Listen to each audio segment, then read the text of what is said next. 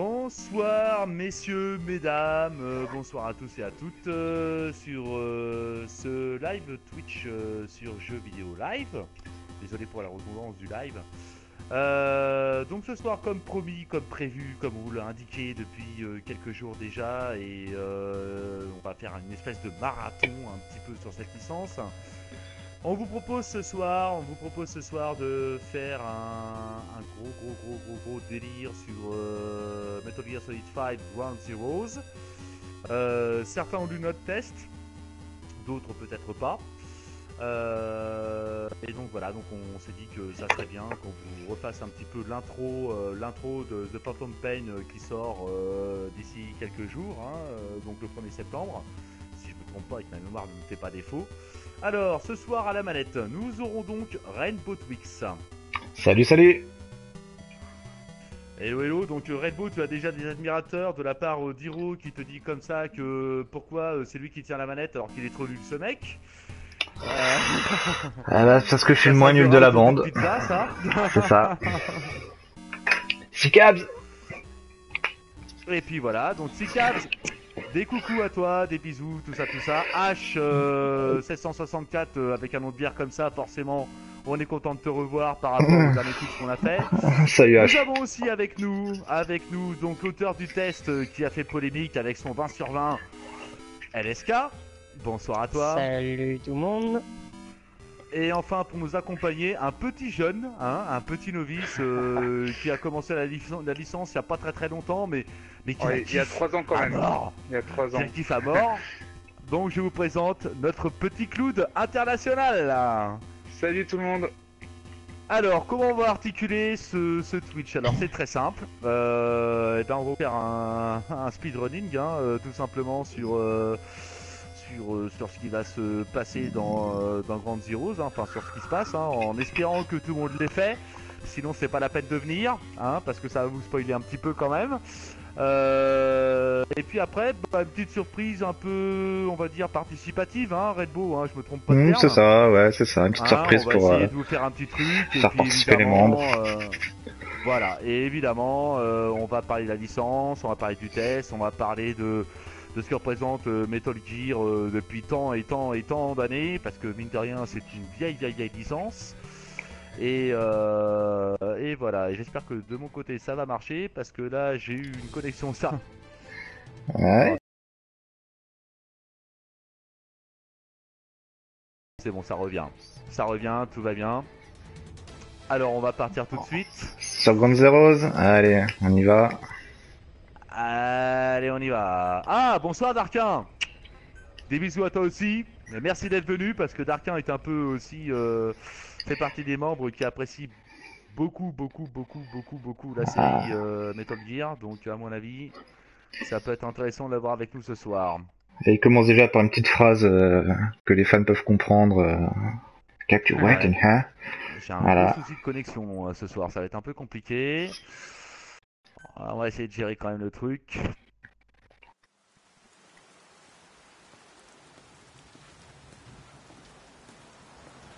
Je vais la faire autrement, je vais aller directement sur le PC pour tout le Twitch.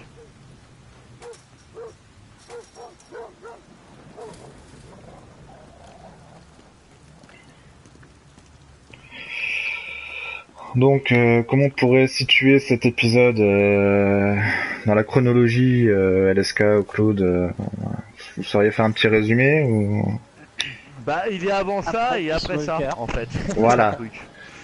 Voilà, on va dire ça comme ça, hein. Pour faire court, il est après Peace Walker. Et Peace Walker, il était après MGS2, hein, c'est ça? Après Metal Gear. Après MGS3, voyons. On va commencer à faire l'embrouille. Même MGS3, c'est le 3, donc il a après MGS1. Ah, mais oui, c'est vrai. Ah oui. Je sais pas, vous avez pas les petites dates à la chronologie Non, attends, si je dis pas de bêtises, c'est en 74, c'est ça? Ouais, pour normalement, le dire aussi. Oui. Ah.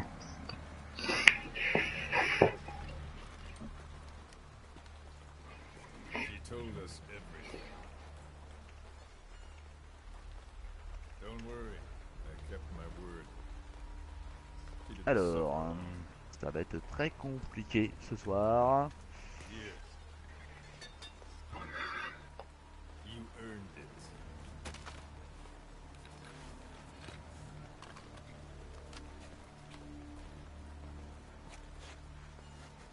Alors.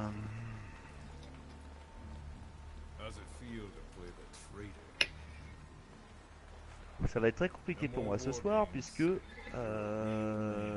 sommes un petit peu dans le why de mon côté, dans le sens où je n'arrête pas de déconnecter du Twitch, donc ça va être rigolo. Alors, si on n'a pas la technique avec nous ce soir, on pourra pas faire grand chose. Et non. Bonsoir tout le monde, salut Peluche, salut Christ, Mystic Snake, Dorakan. Ah oui, il y a du beau monde ce soir. Ah, il y a du monde, il y a du monde. C'est très bien, c'est très bien.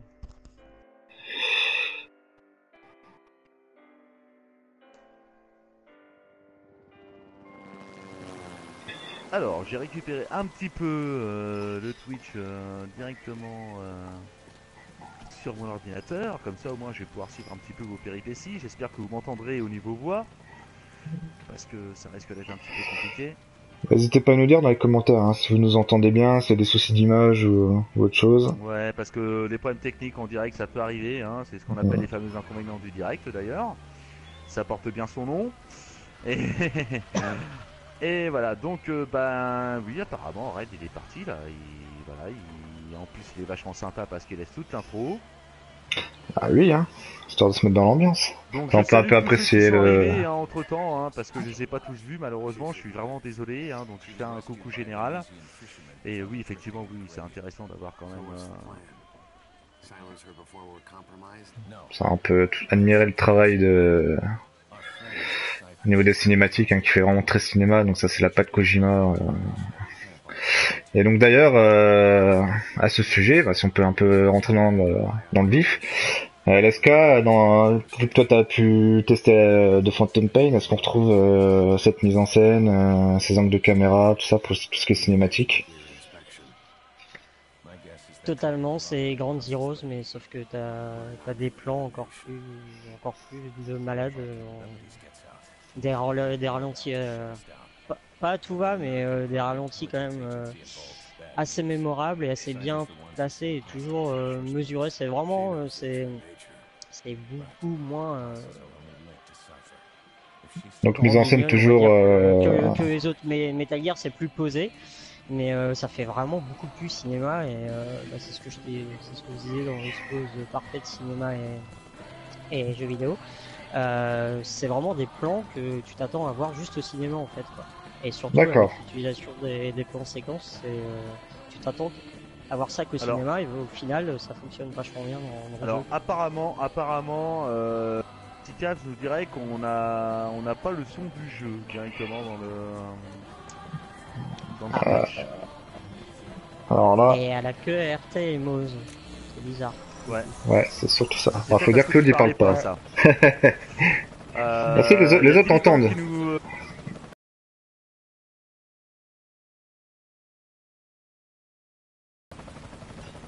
Bon, après, moi je suis pas difficile, donc moi je le trouve plutôt beau. Bon après, on sait que ça se passe de nuit, avec l'effet de la pluie, bon, il y a toujours... Mais bon, quand tu regardes la modélisation des visages, tout ça, moi je le trouve très propre, il n'y a pas de souci là-dessus. Pour The Phantom Pain, bah, je me prononce pas, c'est plutôt LSK qui va se prononcer, mais en tout cas moi je le trouve à la hauteur, pour un jeu qui est cross-gen en tout cas, il fait beaucoup mieux sur PS4 que la plupart des jeux qu'on a déjà pu voir.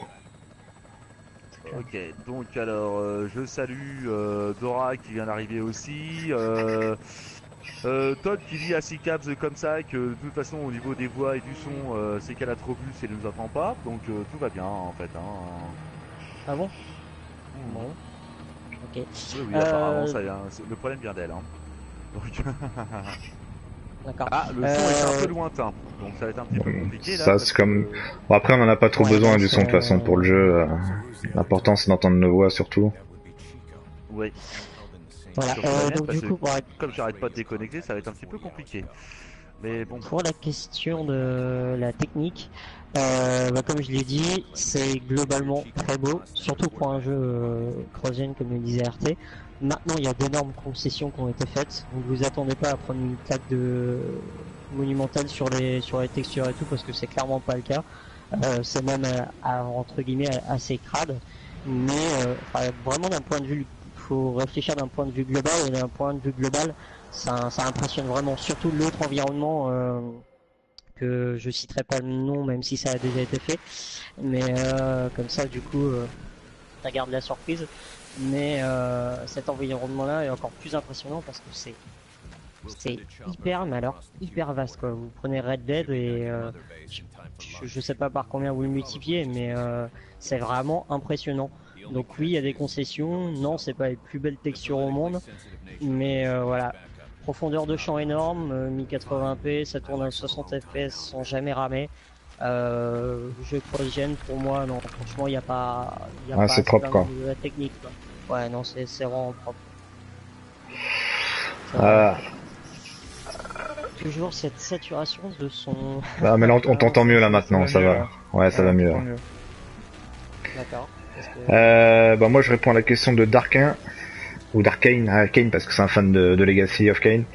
Ma chanson de prédilection, bah c'est le thème hein, de MGS1 Resurgence. Celui-là je m'en lasserai jamais. 98, ça me rappelle des souvenirs quand j'avais 12 ans que j'ai eu le jeu pour mon anniversaire. Voilà, MGS1. Je me rappelle, j'avais acheté le magazine spécial PlayStation avec la démo, je me la faisais en boucle, je le lâchais pas. Ouais, je l'ai torché quelques fois aussi, moi, le premier. Hein. C'était assez incroyable. Hein. C'est un gros souvenir de gamer, le Metal Gear Solid 1, franchement. Ouais. Et bon, il y avait le côté de fin, le côté... oui, parce que maintenant, on peut en parler, hein, puisqu'il y a certains sites qui ne gênent pas. Autant dire qu'il y a deux fins. mais bon voilà quoi hein, donc pour revenir à Metal Gear Solid 1, ouais les deux fins moi, ça m'avait plu parce qu'il y avait le côté munitions illimitées, puis il y a le côté aussi combinaison transparente là, enfin on voyait pas quoi, tu sais, un peu comme la cape d'Harry Potter quoi, tu vois. C'était vachement bien ça, c'était rigolo à faire. Quand on a chié sur ton premier run et qu'après t'as des trucs comme ça, tu te fais putain, ils se foutent de ma gueule quoi. Enfin, tu vois, déjà à l'époque il trollait quand même Kojima quoi. Enfin, c'était assez incroyable. Mais bon, il y avait des moments, putain, il y a quand même des moments où j'en ai, ouais, honnêtement, Metal Gear Solid 1, j'en ai chié hein, sur certains moments. Waouh quoi. Hein. Et puis il y a le côté, je sais pas, il y a un truc hyper sentimental qui est fait. Une espèce de détournement de la guerre et des militaires, de l'armée, etc., qui est quand même vachement poussé. Et, enfin, après, on va pas rentrer dans la philosophie du truc, mais voilà quoi, ça posait déjà les bases quoi. Voilà, ça posait déjà le débat. Alors après, on pourrait parler des Metal Gear Sound Solid, hein, qui était quand même sur MSX à l'époque, hein, qui était quand même vachement intéressant aussi. Mais bon, voilà. Hein, après. Alors le main theme n'a pas été repris pour une question de droit. Oui. Ouais, c'est ça, c'est une question de droit, ouais, parce que ça ressemblait à une chanson russe, un hymne russe, ouais. Ouais. Et donc voilà, donc du coup bah ils ont changé puis ils ont pris John Baez. Mais bon, pourquoi pas hein, mais elle est cochotte d'ailleurs. Hein. Pour en revenir au premier Metal Gear Solid, c'est aussi un jeu qui a vachement bien vieilli parce que moi en 98 j'avais pas trop l'âge on va dire pour les jeux, j'avais 5 ans donc voilà. Et du coup j'ai découvert la saga en 2012. T'es gentil Cloud, je te remercie de nous vieillir bien comme il faut là. La bonne claque, elle est sympa. Elle est toujours bien menée celle-là, j'aime bien. Du coup j'ai découvert le premier en 2012 avant de me faire les autres sur PS3 avec le compil HD. Et franchement le premier par rapport à beaucoup d'autres jeux sur PS1 il a très bien vieilli quoi. Forcément faire un petit temps d'adaptation mais ça reste un putain de jeu que tout le monde doit faire. Rien que pour certains boss comme Psycho Mantis et compagnie, enfin c'est... Ouais voilà, c'est incontournable franchement. Il est tellement abouti, faut dire le 1 que... Ouais, voilà. Alors, il y avait de bonnes idées hein. Oui. À l'époque, il y avait déjà des grosses idées, ouais, c'est clair. Bah, le coup de la carte mémoire... je suis d'accord avec toi, c'est vraiment dommage pour l'avant du thème, ouais, on est d'accord. L'héritage de MGS sera-t-il lourd dans l'univers du jeu vidéo? C'est-à-dire par rapport à l'après Kojima, tu veux dire Rogardat, que je salue au passage d'ailleurs. Je comprends pas ta question en fait. Ah, moi non plus. Ouais. Mais Ah, par rapport à tous les autres jeux peut-être. Moi, je pense qu'il parle de la licence globalement. Enfin, je sais pas. Bah, c'est déjà le cas depuis le premier. Donc, ouais. comme ça. Ça peut être